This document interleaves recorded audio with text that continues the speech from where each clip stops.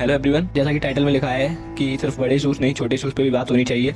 तो हाँ, ये एक छोटा इशू है जो कि आर्ट स्टूडेंट, ह्यूमैनिटीज़ नहीं फाइन आर्ट्स स्टूडेंट की बात कर रहा हूँ, जो कि फाइन आर्ट्स के स्टूडेंट के द्वारा फेस किया जा रहा है, जहाँ पे उनके साथ बदतमीजी की जा रही है कॉलेज स्टाफ द्वारा और उनको उनका हक नहीं दिया जा रहा है। तो बिना किसी देरी के करते हैं वीडियो की शुरुआत। इस वीडियो को बस मैं ये चाहता हूँ कि शेयर कर देना, लाइक मत करना, चैनल को सब्सक्राइब मत करना, कुछ नहीं करना, बस इस वीडियो को ज़्यादा से ज़्यादा लोगों तक पहुँचा देना और पूरा देखना वीडियो को, क्योंकि इसमें कुछ नंबर्स की भी बात की गई है। तो करते हैं वीडियो की शुरुआत।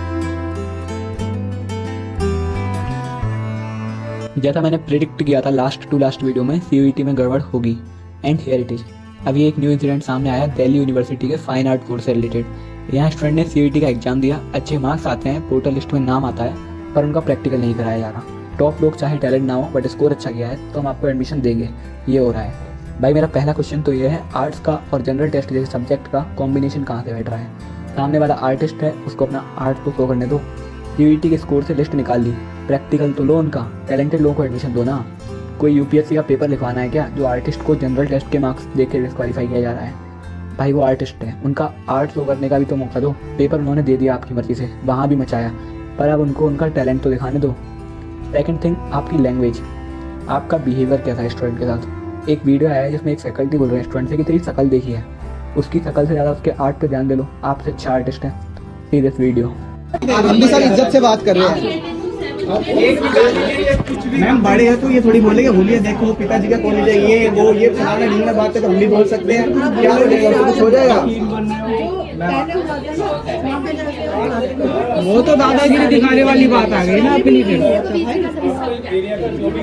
मैम कुछ भी नहीं होता, दिल्ली ड्यू जाके भी देख लिया। पिछले साल भी हुआ था, पता है आंटी, मैं भी था पिछले साल, हम भी थे, तो इस साल भी हुआ, पिछले साल हुआ। हम मतलब कि हमेशा मांगते रहेंगे अपने हक की पॉलिसी। अब कुछ लोगों को ये गलत लग सकता है कि स्टूडेंट्स बदतमीजी कर रहे हैं, ऐसा नहीं है। स्टूडेंट्स 3 दिन से बार बार चक्कर काट रहे हैं, हाथ जोड़ रहे हैं। इसमें काफ़ी सारे स्टूडेंट्स ऐसे हैं जो बहुत दूर दूर से आए थे दिल्ली, कोई उड़ीसा से, कोई पंजाब से, तो कोई हरियाणा से, और उनसे भी प्रिंसिपल ने बहुत र्यूडली बात की। और जब स्टूडेंट दिल्ली यूनिवर्सिटी गए थे बात करने तो उन्होंने बोला कि प्रैक्टिकल एग्जाम देने का राइट तो सबको है और ये सब कॉलेज ऑफ आर्ट्स वाले ही करवाएंगे। पर कॉलेज के प्रिंसिपल बोलते हैं कि ये DU के हाथ में है, DU वाले कॉलेज ऑफ आर्ट्स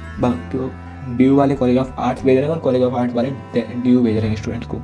कोई स्टूडेंट्स की मजबूरी नहीं समझ रहा, तो स्टूडेंट जाएँ कहाँ? जब इन्होंने प्रैक्टिकल एग्जाम की फीस भरवाई है तो एग्जाम क्यों नहीं देने दे रहे हैं? और अगर ये बदतमीजी है तो आई ओपनली सपोर्ट इट। अगर एक पर्सन 2 साल से 3 साल से मेहनत कर रहा है और एंड में आके उसको उसका हक नहीं मिल रहा, जबकि वो डिजर्विंग है, उसको सीट नहीं मिल रही, तो ये नॉर्मल है, ये फ्रस्ट्रेशन नॉर्मल है। मैं भी स्टूडेंट हूँ, समझ सकता हूँ। मेरी एक फ्रेंड है जो कि आर्टिस्ट है।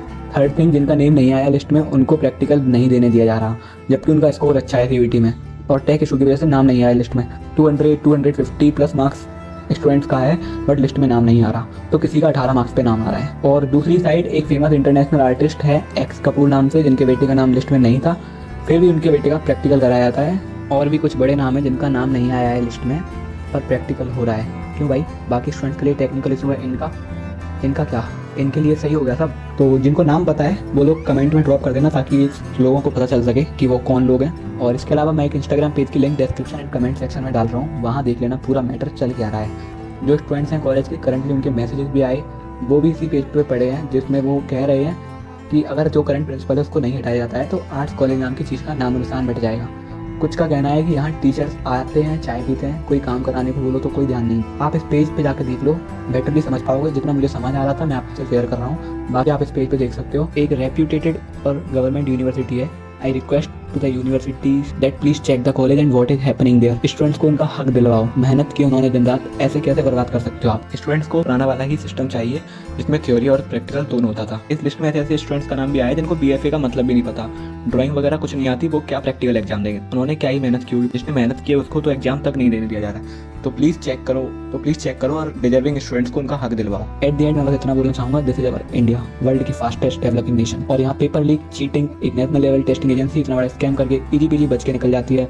कोलकाता डॉक्टर केस को 13 दिन हो जाते हैं बट अभी तक कोई एक्शन नहीं लिया जाता। और अब ये फिर बोलते हैं हमारे देश का टैलेंट जा कहाँ रहा है, why our youth want to go abroad, क्योंकि तुम्हारे पास कुछ नहीं है। हमारे PM को अपने फॉरेन रिलेशन स्ट्रॉन्ग करने हैं सो दैट फ्यूचर में वो टेक एक्सेट्रा फील्ड में हमारी मदद कर सकें। हमारे पास टैलेंट है, इंटेलिजेंस है, हम टेक्नोलॉजिकली, फाइनेंशियली हर एक फील्ड में मचा सकते हैं, पर मौका तो दो हमें। हमारे लिए सिस्टम तो सुधारो, करप्शन तो हटाओ। पर किसी भी गवर्नमेंट एजेंसी या किसी भी पॉलिटिशियन को फर्क ही नहीं पड़ता। किसी ने एक सिंगल ट्वीट तक नहीं किया। 50 इंसिडेंट होते हैं, एक हाईलाइट होता है और फिर 4 दिन बाद वो भी बंद हो जाता है। हर बार हर दिन एक नया ट्रॉमा स्टूडेंट के लिए। वो पूरी साल वैसे भी ट्रॉमा झेलते हैं, रातों में जाकर मेहनत कर रहे हैं, खुद से ही बात कर रहे हैं, खाना खाना भूल जाते हैं और एंड में जो वो डिजर्व करते हैं वो मिलता ही नहीं, क्योंकि वहाँ तो पावरफुल और बड़े लोग बैठ गए हैं, उनकी सीट बिक गई। इंडिया में एक MP पे एक साल का खर्चा 1000+ करोड़ है और एक MLA पर एवरेज खर्चा 575 करोड़, और देश में 788 MPs और 4556 MLAs हैं। तो कर लो कैलकुलेशन, कैलकुलेटर से नहीं होगा, बहुत बड़ा अमाउंट है। तो आई रिक्वेस्ट ऑनरेबल गवर्नमेंट, जो उनको इतनी फैसिलिटीज़ दी जाती हैं, टैक्स वगैरह भी भर दिया जाता है हमारे ही पैसे से, तो पैसा थोड़ा हमें दे दो, हमारे टैलेंट के लिए लगा दो, क्योंकि वो हमारा ही पैसा है, तो दैट हमें बाहर ना जाना पड़े और हम देश में रहकर देश के लिए कुछ कर सकें। आज ये कंडीशन है कि यूथ अब्रॉड जाके वहाँ टैक्सी ड्राइवर, डिलीवरी बॉय जैसे छोटे काम करना प्रेफर करती है, rather than taking education in education system, sorry Indian education system. बाकी बाय बाय, इस वीडियो को जितना ज़्यादा हो सके शेयर करो, सबको इस इंसिडेंट के बारे में, गवर्नमेंट का यूथ के लिए सपोर्ट के बारे में और पॉलिटिशियंस पे किया गया कुछ खर्चा मालूम पड़े, बस शेयर कर दो, लाइक मत करो, सब्सक्राइब भी मत करो, बस शेयर कर दो इस वीडियो को।